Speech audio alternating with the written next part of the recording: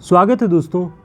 आज की इस अपनी क्लास में हम आचार्य रामचंद्र शुक्ल जी के महत्वपूर्ण पुस्तक हिंदी साहित्य का इतिहास के अंतर्गत आधुनिक काल के हिस्से को पढ़ेंगे और यहाँ से हम आधुनिक काल की पूरी सीरीज चलाने वाले हैं, जिसमें आपको आधुनिक काल के भीतर जितने भी परिवर्तन आचार्य रामचंद्र शुक्ल जी की पुस्तक में दिखाए गए हैं, जितने भी टर्निंग पॉइंट्स रहे हैं और जिन शीर्षकों के अंतर्गत पुस्तक को शुक्ल जी ने विभाजित करके हिंदी साहित्य का इतिहास लिखा हुआ है, उन सभी शीर्षकों की महत्वपूर्ण तथ्यों को हम पढ़ेंगे जो आगामी यूपी जीआईसी, यूपी एलटी की परीक्षा और यूजीसी नेट सभी परीक्षाओं के लिए बहुत महत्वपूर्ण सिद्ध होगा। तो सबसे पहले आज हम देखते हैं कि आधुनिक काल की जो समय सीमा आचार्य रामचंद्र शुक्ल जी ने निर्धारित की है वो कहाँ तक ठहरती है। तो सबसे पहले देखेंगे, इन्होंने शुक्ल जी ने लिखा कि संवत 1900 से 1980 ईस्वी उन्होंने अपने हिंदी साहित्य के इतिहास में जो आदिकाल के बारे में जो कुछ भी लिखा है वो संवत 1900 से 1980 तक की समय सीमा के भीतर लिखा है। संवत 1900 को अगर आप सन में कन्वर्ट करेंगे तो 57 माइनस कर देंगे तो 1843, यानी 1843 से आधुनिक काल की सीमा को शुक्ल जी मान रहे हैं। अब इस हिंदी साहित्य के इतिहास में आधुनिक काल के ऊपर उन्होंने जो कुछ लिखा उसमें गद्यखंड और काव्यखंड इन दोनों शीर्षकों के अंतर्गत लिखा।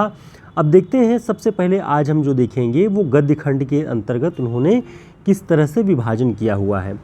उन्होंने लिखा आधुनिक काल के पूर्व गद्य की अवस्था। पहला शीर्षक दिया आधुनिक काल के पूर्व गद्य की कैसी अवस्था थी और दूसरा शीर्षक है आधुनिक गद्य साहित्य परंपरा का प्रवर्तन। अब इन्हीं दोनों हेडिंग्स के, इन्हीं दोनों शीर्षकों के अंतर्गत उन्होंने गद्य की कैसी अवस्था रही है आधुनिक काल से पूर्व और आधुनिक काल के जहाँ से शुरुआत होता है वहाँ पर। तो देखिए, सबसे पहले कि आधुनिक काल के पूर्व गद्य की अवस्था कैसी थी। दो प्रकरणों में शुक्ल जी ने लिखा है। पहले प्रकरण में सामान्य परिचय गद्य का विकास। अब इस प्रकरण में उन्होंने बताया कि आधुनिक काल से पूर्व ब्रजभाषा गद्य कैसा था और खड़ी बोली का गद्य कैसा था। और दूसरा प्रकरण है गद्य साहित्य का आविर्भाव। इन सारी बातों को ध्यान में रख के आज हम अपने इस तथ्य को देखेंगे, क्योंकि कई बार इन प्रकरणों से भी प्रश्न बन जाते हैं। तो ध्यान रखेंगे कि ये आधुनिक काल के पूर्व की गद्य की अवस्था थी और ये है आधुनिक गद्य की साहित्य परंपरा का प्रवर्तन। इसे 5 प्रकरणों में शुक्ल जी ने लिखा है। प्रकरण 1 गद्य का प्रवर्तन, सामान्य परिचय दिया है। प्रकरण 2 गद्य का प्रवर्तन, प्रथम उत्थान दिया 1925 से 1950 संवत तक। प्रकरण 3 में गद्य साहित्य का प्रसार, यानी अभी आप गद्य का प्रवर्तन देख रहे थे, अब गद्य का प्रसार द्वितीय उत्थान संवत 1950 से 1975। प्रकरण 4 में गद्य साहित्य का निर्माण और प्रकरण 5 में गद्य साहित्य की वर्तमान गति। ये प्रक्रियाएं हैं जिसके अंतर्गत शुक्ल जी ने गद्य साहित्य का विकास कैसे हो रहा था आधुनिक काल में, उन सारी चीज़ों पर लिखा। और इन्हीं के अंतर्गत आप देखेंगे कि परिमार्जित गद्य की प्रथम पुस्तक कौन सी थी, या विट्ठल नाथ जी ने जो पुस्तकें लिखी वो कौन सी पुस्तक थी। तो ऐसे ही सारी तथ्यों के बारे में आप इस क्लास में देखेंगे। सबसे पहले देखते हैं ब्रजभाषा गद्य की स्थिति क्या थी। ब्रजभाषा गद्य लिखने वाले लोग कौन थे आधुनिक काल से पूर्व। तो देखिए, आधुनिक काल की जो समय सीमा शुक्ल जी निर्धारित करते हैं उसके पहले गद्य में लिखा जा रहा था। और जब ब्रजभाषा गद्य की बात करें तो विट्ठल नाथ जी श्रृंगार रस मंडन नामक ग्रंथ में लिखते हैं, जिस गद्य का जो रूप उसमें दिखाई देता है उसके उदाहरण शुक्ल जी अपनी पुस्तक में लिखते हैं और कहते हैं कि लिखा जरूर जा रहा था ब्रजभाषा गद्य, लेकिन इसका गद्य अपरिमार्जित और अव्यवस्थित है। ये बात शुक्ल जी ने विट्ठल नाथ जी के श्रृंगार रस मंडन के बारे में लिखी है। और उन्होंने बताया कि इस श्रृंगार रस मंडन के बाद 2 अन्य ग्रंथ भी उनके मिलते हैं, 84 वैष्णवों की वार्ता, 252 वैष्णवों की वार्ता। इन दोनों पुस्तकों को शुक्ल जी सांप्रदायिक ग्रंथ कहते हैं। लिखते हैं कि पर इनके पीछे 2 और सांप्रदायिक ग्रंथ जो बड़े भी हैं, जिनकी भाषा भी व्यवस्थित और चलती है। तो ये सारी बातें इन दोनों पुस्तकों के बारे में शुक्ल जी लिख रहे हैं, इसे ध्यान रखिएगा। 252 वैष्णवों की वार्ता के विषय में हमने कई बार बताया भी है। शुक्ल जी ने लिखा है कि 252 वैष्णवों की वार्ता तो और भी पीछे यानी और भी पहले औरंगजेब के समय के लगभग लिखी हुई प्रतीत होती है। तो इस तरह से भी प्रश्न बन सकता है कि किस शासक के शासनकाल में 252 वैष्णवों की वार्ता लिखी गई है। तो शुक्ल जी के अनुसार औरंगजेब के समय में लगभग लिखी हुई प्रतीत होती है। इन वार्ताओं की जो कथाएं हैं, शुक्ल जी लिख रहे हैं कि ये बोलचाल की ब्रजभाषा में लिखी हैं, तो इनका गद्य ब्रजभाषा गद्य है। इसके बाद नाम आता है नाभादास का। संवत 1660 में अगर आप 57 घटा देंगे तो सन आपका निकल आएगा 1603 के आसपास नाभादास ने अष्टयाम की रचना की। इस अष्टयाम में क्या है? भगवान राम की दिनचर्या का वर्णन है। तो यहाँ पर नाभादास जी के इस अष्टयाम के कुछ ब्रजभाषा गद्य के अंश शुक्ल जी देते हैं अपनी पुस्तक में और बताते हैं कि अष्टयाम नाम की एक रचना नाभादास जी ने ब्रजभाषा गद्य में लिखी हुई है, जिसमें राम भगवान की दिनचर्या का वर्णन है। तीसरे हैं ब्रजभाषा गद्य में लिखने वाले वैकुंठमणि शुक्ल। नाम ध्यान रखें, वैकुंठमणि शुक्ल का नाम शुक्ल जी ने हिंदी साहित्य के इतिहास में आधुनिक काल के पूर्व की गद्य की जो अवस्था थी उसमें लिखा और ब्रजभाषा गद्य के अंतर्गत वे लिखते हैं कि वैकुंठमणि शुक्ल ओरछा के राजा जसवंत सिंह के यहाँ थे। ये वैकुंठमणि शुक्ल ओरछा के राजा महाराज जसवंत सिंह के यहाँ रहते थे। अगहन महात्म्य और वैशाख महात्म्य नामक दो छोटी छोटी पुस्तकें भी उन्होंने लिखी हुई है। ठीक है, तो ये ध्यान रखेंगे, इन दोनों रचनाओं का नाम अगहन महात्म्य और वैशाख महात्म्य, ये दोनों रचनाएं वैकुंठमणि शुक्ल की हैं।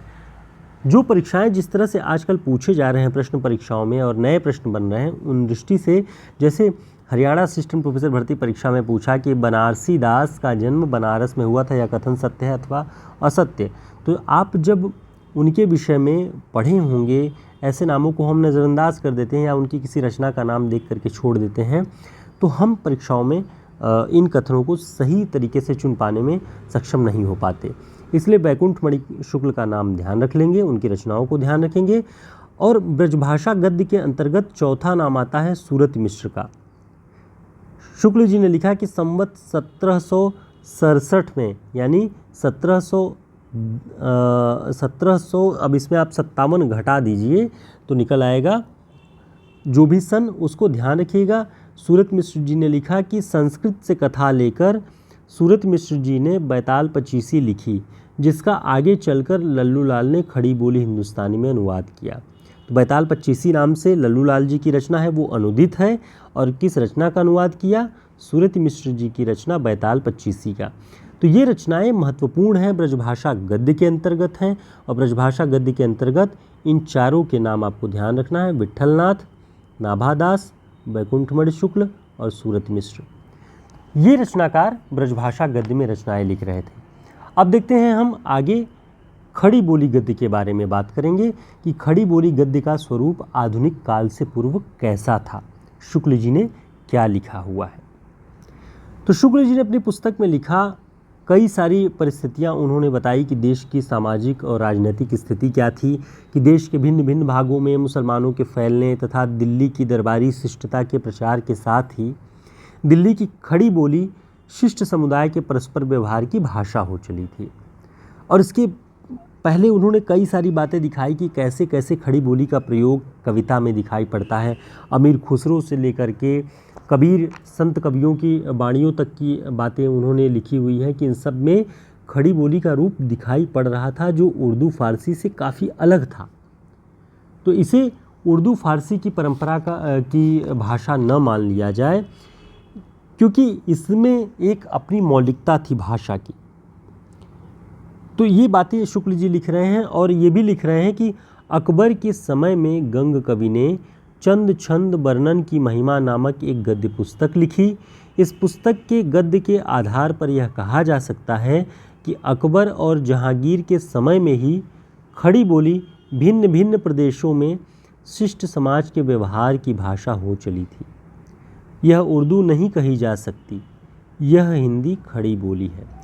तो उर्दू फारसी से अलग एक भाषा जो भारत की भाखा के रूप में प्रचलित थी मध्यकाल में भी भक्त कवियों के यहाँ, वही धीरे धीरे परिष्कृत रूप में होते होते खड़ी बोली के रूप में मिलती है। और खड़ी बोली गद्य का जो रूप पहला दिखाई पड़ता है आधुनिक काल से पूर्व, वो अकबर के समय के कवि गंग की रचना चंद छंद वर्णन की महिमा।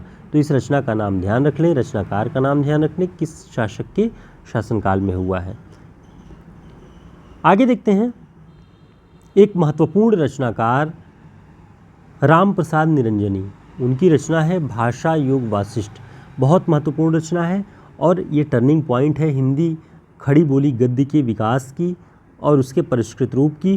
तो शुक्ल जी ने लिखा कि संवत 1798 यानी सन 1741 में राम प्रसाद निरंजनी ने भाषा योग वासिष्ठ नामक ग्रंथ खड़ी बोली की साफ सुथरी खड़ी बोली में लिखा है। शुक्ल जी लिख रहे हैं साफ सुथरी खड़ी बोली में भाषा योग वासिष्ठ लिखा राम प्रसाद निरंजनी ने संवत 1798 यानी 1741 में। उनके बारे में लिखते हैं शुक्ल जी की पटियाला दरबार में वे रहते थे और महारानी को कथा बाँचकर सुनाया करते थे। कौन? राम प्रसाद निरंजनी।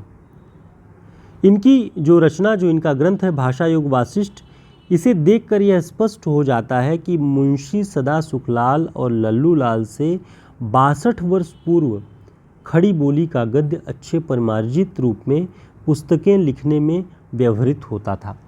अब ये तथ्य आपको ध्यान रखना है। आचार्य रामचंद्र शुक्ल जी ने लिखा है कि लल्लू लाल और मुंशी सदा सुखलाल से कितने वर्ष पूर्व राम प्रसाद निरंजनी की भाषा योग वासिष्ठ में खड़ी बोली का परिष्कृत रूप परिमार्जित रूप प्रयोग हुआ है।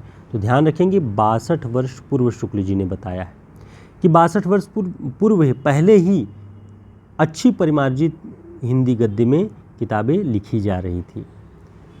आगे देखते हैं, शुक्ल जी का एक कथन है महत्वपूर्ण इस ब्रजभाषा गद्य के बाद खड़ी बोली गद्य के बारे में कि अब तक पाई गई पुस्तकों में यह योग वासिष्ठ ही सबसे पुराना है जिसमें गद्य अपने परिष्कृत रूप में दिखाई पड़ता है। अतः जब तक कोई और पुस्तक इससे पुरानी न मिले तब तक इसी को परिमार्जित गद्य की प्रथम पुस्तक और राम प्रसाद निरंजनी को प्रथम प्रौढ़ गद्य लेखक मान सकते हैं।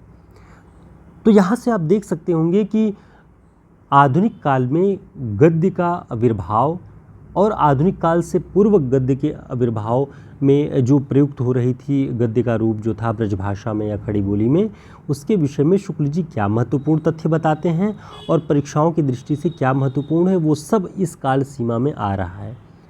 तो कभी भी शुक्ल जी की पुस्तक उठाएं तो जहाँ से आधुनिक काल शुरू होता है वहीं से ही राम प्रसाद निरंजनी की इस भाषा योग वासिष्ठ की, नाभादास की अष्टयाम की या फिर श्रृंगार रसमंडन विठलनाथ की, इन सारी रचनाओं का जिक्र मिलेगा। उनके गद्य के कुछ प्रारूप भी आप देखने को आपको मिलेंगे। आप समझ पाएंगे कि कैसा गद्य आधुनिक काल से पूर्व लिखा जा रहा था।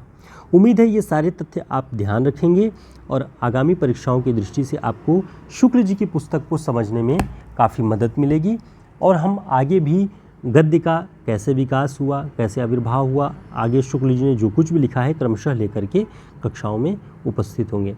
फिर मिलते हैं, तब तक के लिए नमस्कार, शुभकामनाएं।